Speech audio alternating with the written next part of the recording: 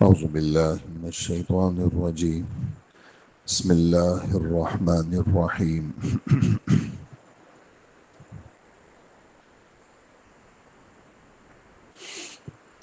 والنجم إذا هوى ما ضل صاحبكم وما غوى وما ينطق عن الهوى إن هو إلا وحي يوحى علمه شديد القوى ذو مرة فاستوى وهو بالأفق الأعلى ثم دنا فتدلى فكان قاب قوسين أو أدنى فأوحى إلى عبده ما أوحى صدق اللہ العظیم.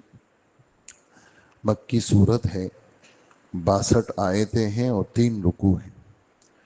اللہ جل جلالہ کے پاک نام سے میں شروع کرتا ہوں جو سب پر مہربان ہیں اور بہت مہربان ہیں. قسم ہے ستارے کی جبکہ وہ گرتا ہے ڈوبنے کے لیے. اے مکہ مکرمہ کے باشندوں، تمہارے ساتھ رہنے والے یہ جو صاحب ہیں نہ راستہ بھولے ہیں نہ بھٹکے ہیں، اور یہ جو تمہارے صاحب ہیں، ساتھی ہیں، اپنے خواہش سے کوئی نہیں بولتے، اپنی خواہش سے کوئی بات نہیں کرتے. یہ تو خالص وحی ہے جو ان کے پاس بھیجی جاتی ہے. انہیں ایک ایسے مضبوط طاقت والے فرشتے نے تعلیم دی ہے جو قوت کا حامل ہے اور پیدائشی طاقتور ہے. چنانچہ وہ سامنے آ گیا جب وہ بلند افق پر تھا، پھر وہ قریب آیا اور جھک گیا، یہاں تک کہ 2 کمانوں کے فاصلے کے برابر قریب آ گیا، بلکہ اس سے بھی زیادہ نزدیک ہوا. اس طرح اللہ کو اپنے بندے پر جو وحی نازل فرمانی تھی وہ نازل فرمائی. یہ ان 10 آیتوں کا لفظی ترجمہ ہے. یہ وہ صورت ہے جو مکہ مکرمہ کے بالکل شروع دنوں میں نازل ہوئی، اور یہ وہ صورت ہے جو رسول اللہ صلی اللہ علیہ وسلم نے مکہ کے کافروں کے سامنے پڑھ کے سنائی.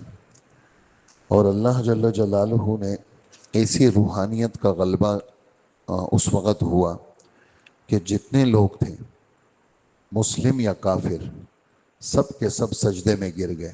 چونکہ اس صورت کے آخر میں سجدہ بھی ہے تو سجدے میں گر گئے. صرف ایک کافر جس کے نام میں اختلاف ہے، کوئی امیہ ابن خلف کہتا ہے، کوئی ابی ابن خلف کہتا ہے. تو ایک کافر نے کیا کیا، اس نے سجدہ نہیں کیا، اس نے مٹی لی اور یوں پیشانی پہ رکھی، اللہ کے سامنے سر نہیں رکھا، اور کہنے لگا میرے لیے تو یہی کافی ہے. اس پر اللہ جل جلالہ نے بہت سارے کافر مارے گئے، لیکن وہ بھی ایک جنگ میں مارا گیا اور دوزخ میں چلا گیا. یہ جو صورت ابھی آپ نے اس کی 10 آیتیں سنی ہیں، اس کا مرکزی مضمون وہ جناب رسول اللہ صلی اللہ علیہ وآلہ وسلم کی رسالت کو ثابت کرنا ہے کہ آپ اللہ کے سچے رسول ہیں. یہ بات بار بار آپ حضرات سنتے آ رہے ہیں کہ قرآن پاک میں 3 بڑے مضامین ہیں. ایک مضمون یہ ہے کہ اللہ ایک ہے، اللہ کے ساتھ کوئی شریک نہیں ہے، وہ ذات میں بھی ایک ہے، صفات میں بھی ایک ہے.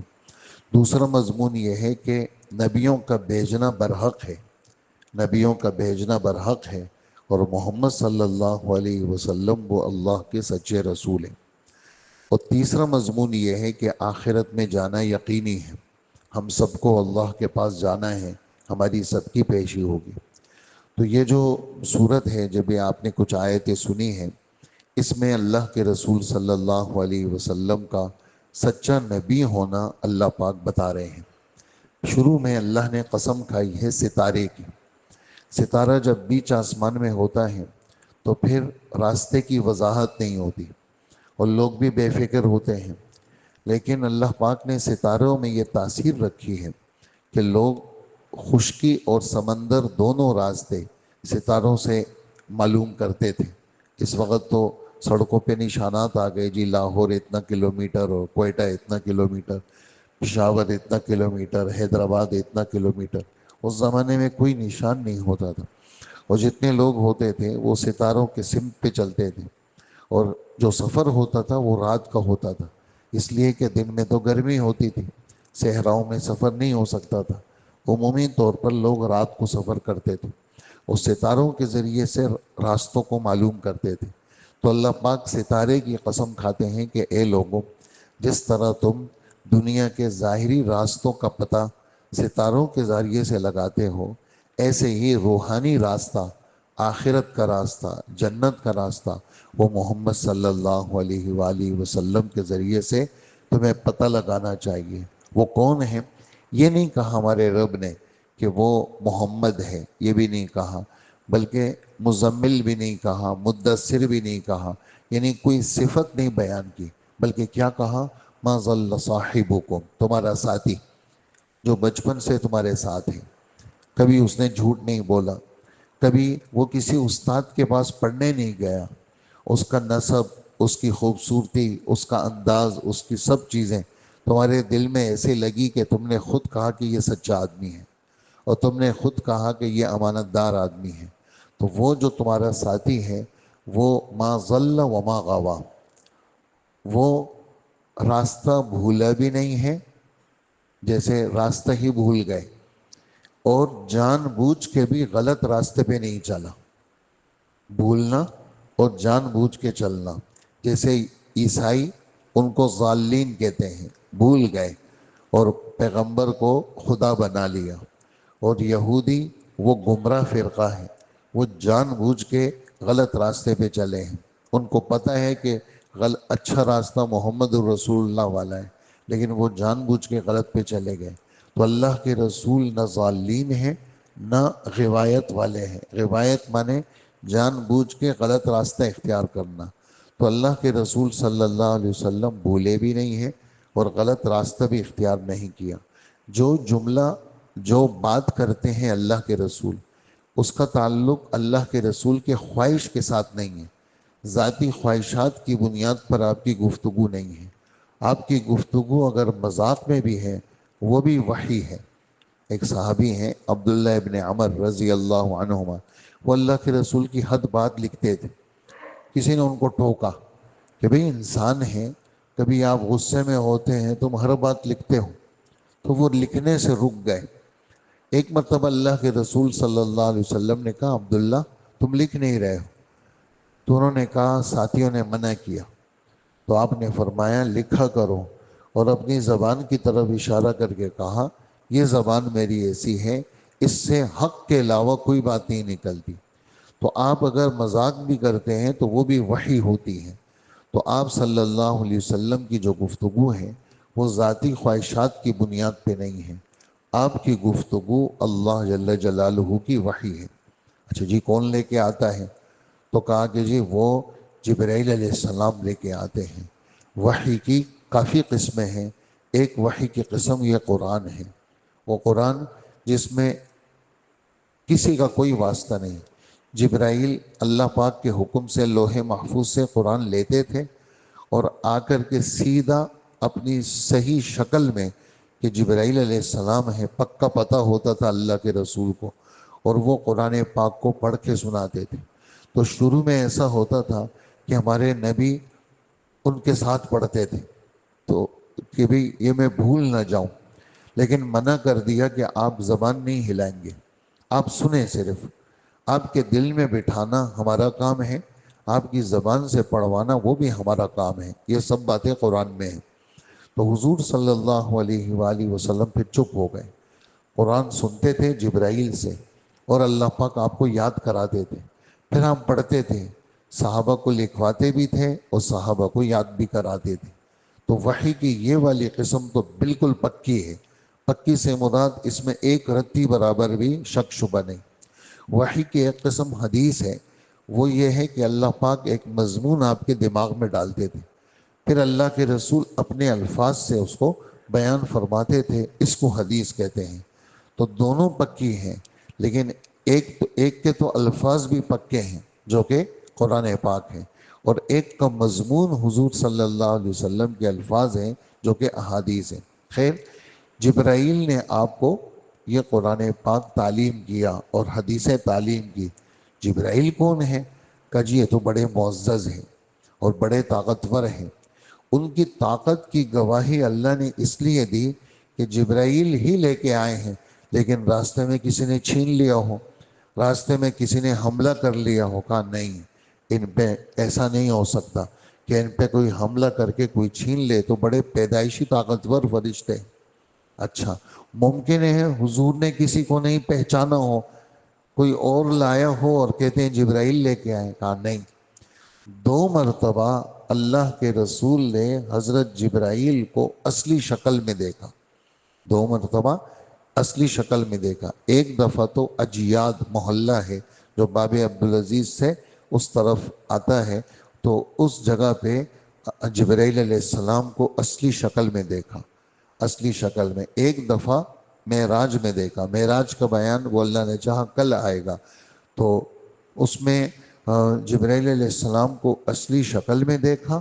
وہ کیسے دیکھا کہ افق کے اندر، یعنی افق مانے آسمان کے کنارے میں، بیچ آسمان میں نہیں۔ علماء لکھتے ہیں کیوں نہیں؟ کہ بیچ آسمان میں دیکھنا مشکل ہے، آدمی کی پوری گردن اڑ جائے گی، اور بالکل افق کا کنارہ بھی نہیں، تاکہ جو ہے وہ اس میں بھی صاف نظر نہیں آتا، تھوڑا سا افق سے اوپر جبرائیل علیہ السلام کو اصلی شکل میں دیکھا کہ بہت بڑے فرشتے ہیں، 600 ان کے بازو ہیں اور پورا ایریا بھرا ہوا ہے۔ اور جبرائیل علیہ السلام قریب آئے اللہ کے رسول کے، اتنے قریب آئے، اتنے قریب آئے۔ پہلے زمانے میں 2 دوست آپس میں معاہدہ کرتے تھے، اس معاہدے کی ایک شکل یہ ہوتی تھی، جیسے ہمارے ہاں کہتے بھی ڈن ہے یہ بات، کا جی ڈن ہے، تو آپس میں یوں کرتے ہیں۔ اس زمانے میں بھی ایسا کرتے تھے، دونوں ہاتھوں کو ملانا۔ ایک صورت یہ ہوتی تھی آپس میں دوستی کی کہ وہ کمان جس سے تیر پھینکتے ہیں، کمان جس سے تیر پھینکتے ہیں، تو اس میں یہ یعنی ہلالی شکل کا وہ لکڑی ہوتی ہے، بیچ میں ڈوری ہوتی ہے، اس ڈوری کو تانت بھی کہتے ہیں اور چلہ بھی کہتے ہیں عربی میں۔ تو وہ کیا کرتے تھے، بھئی میرا آپ کا معاہدہ ہے، میں آپ کا دوست ہوں اور ہم ایک دوسرے کی مدد کریں گے، چلو جی کیا صورت ہو؟ تو ایک صورت تو یہ ہوتی تھی ہاتھ پہ ہاتھ مارنا، دوسری صورت یہ ہوتی تھی کہ کمان رکھتے تھے آپس میں۔ وہ کیسے؟ کمان کی ڈوریاں ملاتے تھے، میرا کمان اس کا کمان، تو اس کی ڈوریوں کو آپس میں ملاتے تھے۔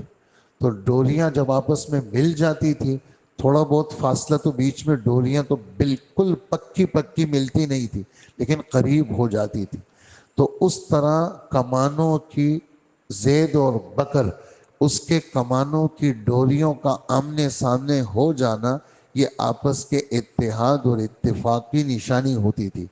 تو اللہ پاک نے حضرت محمد صلی اللہ علیہ وسلم اور جبرائیل کے آپس کی نزدیکی کو اس سے تشبیہ دی کہ جس طرح 2 دوست کمانوں کی ڈوریوں کو آپس میں ملاتے تھے، ایسے ہی حضرت جبرائیل محمد صلی اللہ علیہ وسلم کے اتنے قریب آ گئے اور اللہ کے رسول بے ہوش ہو گئے، اور بے ہوش ہو گئے تو پھر حضرت جبرائیل علیہ السلام نے آ کے دلاسا دیا، اور پھر اللہ کے رسول صلی اللہ علیہ وسلم ہوش میں آئے، اور چونکہ وہ بڑا ہیبت ناک منظر بھی تھا، اور ہوش میں بھی آئے، اور پھر اللہ پاک کی طرف سے جو وحی بھیجنی تھی وہ بھیج دی۔ یہاں صرف یہ بتانا مقصود ہے کہ حضور صلی اللہ علیہ وآلہ وسلم نے حضرت جبرائیل علیہ السلام کو اپنی اصلی شکل میں دیکھا کہ جو وہ پیغام لے کے آئے، تو ان کی آنکھیں، ان کا دل دماغ کبھی بھی غلطی نہیں کر سکتا، اور اللہ کے رسول انتہائی قابل، انتہائی سمجھدار، انتہائی صاحب فراست شخصیت تھے۔ کائنات میں انسانوں کے اندر اگر کوئی سب سے قابل ہے تو وہ محمد صلی اللہ علیہ وسلم ہے۔ تو ایسی شخصیت نے 2 دفعہ جبرائیل علیہ السلام کو دیکھا، وہ اللہ کے کلام میں کب غلطی کر سکتے ہیں؟ تو یہ بات اللہ کے رسول کی سچائی پر مبنی ہے۔ تو اسی پر ہم اپنی بات ختم کریں گے۔ تو اجیاد کے محلے میں اصلی صورت میں حضرت جبرائیل کو دیکھا اور معراج میں دیکھا، اس کا بیان اگلی آیتوں میں ہے۔ اللہ پاک ہم سب کو عمل کی توفیق عطا فرمائے۔ اللہم صلی علی سیدنا و مولانا محمد وآلہ واصحابہ اجمعین۔ ربنا ظلمنا انفسنا وإن لم تغفر لنا وترحمنا لنكونن من الخاسرين۔ ربنا ظلمنا انفسنا وإن لم تغفر لنا وترحمنا لنكونن من الخاسرين۔ ربنا ظلمنا انفسنا وإن لم تغفر لنا وترحمنا لنكونن من الخاسرين۔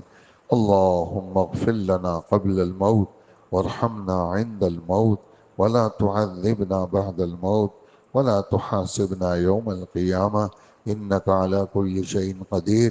اللهم لا تقتلنا بغضبك ولا تهلكنا بعذابك وعافنا من بلائك قبل ذلك۔ اللهم لا تقتلنا بغضبك ولا تهلكنا بعذابك وعافنا من بلائك قبل ذلك۔ اللهم لا تؤاخذنا بسوء أعمالنا وأفعالنا وأشغالنا۔ اللهم لا تؤاخذنا بسوء أعمالنا وأفعالنا وأشغالنا۔ اللهم لا تؤاخذنا بسوء أعمالنا وأفعالنا وأشغالنا ولا ولا ولا تسلط علينا بذنوبنا من لا يخافك فينا ولا يرحمنا۔ ربنا تقبل منا إنك أنت السميع العليم وتب علينا إنك أنت التواب الرحيم۔ وصلى الله على خير خلقه محمد وآله وأصحابه أجمعين آمين برحمتك يا أرحم الراحمين۔